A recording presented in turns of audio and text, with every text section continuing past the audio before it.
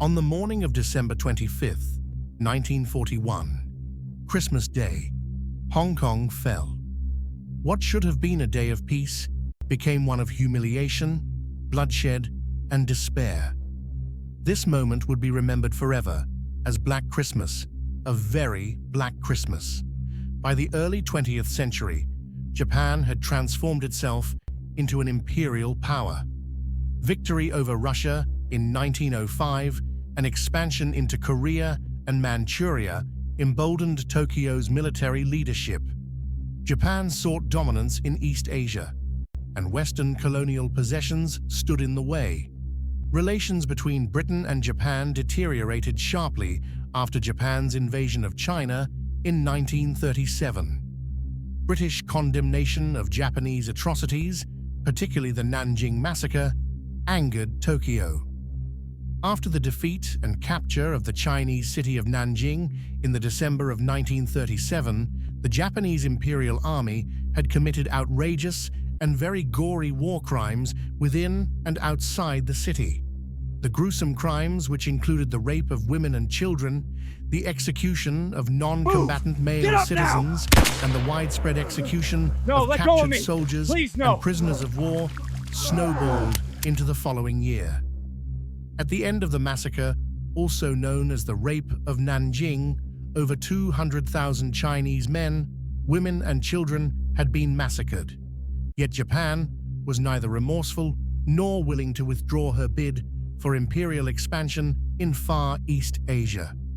So when in 1941, the protracted hostilities between the Japanese and the Chinese evolved into a fully declared war, the Second Sino-Japanese War, Hong Kong became a refuge for Chinese civilians and resistance fighters fleeing Japanese advances.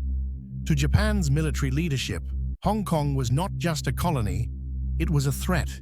It symbolized Western interference in what Japan believed should be its sphere of influence. By 1941, Britain knew Hong Kong could not be defended indefinitely. The colony was isolated, surrounded by Japanese-controlled territory. Yet abandoning it would damage morale across the empire. In a final act of defiance, Britain reinforced Hong Kong with Canadian troops, young, inexperienced, and untested. On December 7th, 1941 to December 8th in Hong Kong, Japan attacked Pearl Harbor. The Pacific War had begun. Within hours, Japanese forces launched simultaneous assaults across Asia. At dawn on December 8th, Japanese troops crossed the border into Hong Kong's new territories. Airfields were bombed, communication lines severed. The defense line collapsed within days. By December 13th, British forces withdrew to Hong Kong Island.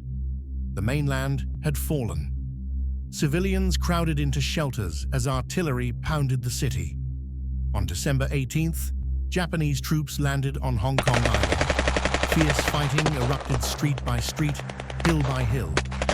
Wong Nai Chung Gap, strategic and deadly, fell after brutal hand-to-hand combat. Hospitals overflowed. Ammunition ran out. Civilians were starving, trapped between bombardment and fire. On Christmas Day, 1941, Governor Sir Mark Young made an agonizing decision. At the Peninsula Hotel, Hong Kong formally surrendered to the Japanese Imperial Army. The Union Jack was lowered. Christmas became Black Christmas, a very Black Christmas. The surrender did not bring peace. Japanese forces committed widespread atrocities almost immediately, as it was in their culture and history. Allied prisoners were subjected to starvation, beatings, forced labor, and torture. Many died from disease, malnutrition, and abuse. In a memoir, a prisoner of war wrote, "We stopped counting days. Only the dead were free." Move! For Get up civilians, now! life became a daily struggle No, let go for of me! survival. Please, no! Food shortages, executions, and fear defined existence under occupation. In August 1945, relief came. With the counterattacks of the Allied forces, particularly in the Pacific, and on Japan's home islands, the Imperial Japanese army was defeated, Japan surrendered, and Hong Kong was liberated. Matsui Iwane, the commanding general of the Japanese army who ordered the massacres, and Tani Hisao, a Japanese lieutenant general who personally participated in acts of rape and murder, were both found guilty of war crimes by the International Military Tribunal for the Far East and were executed. Even though Hong Kong was liberated, the scars of a very Black Christmas still remains today. Black Christmas stands as a reminder of the cost of imperial ambition and unchecked militarism. It is remembered not only as a military defeat, but as a human tragedy. On December 25, 1941, a city fell, but its story of suffering, resilience, and remembrance endures within and outside Hong Kong Island, mainland, and peninsula.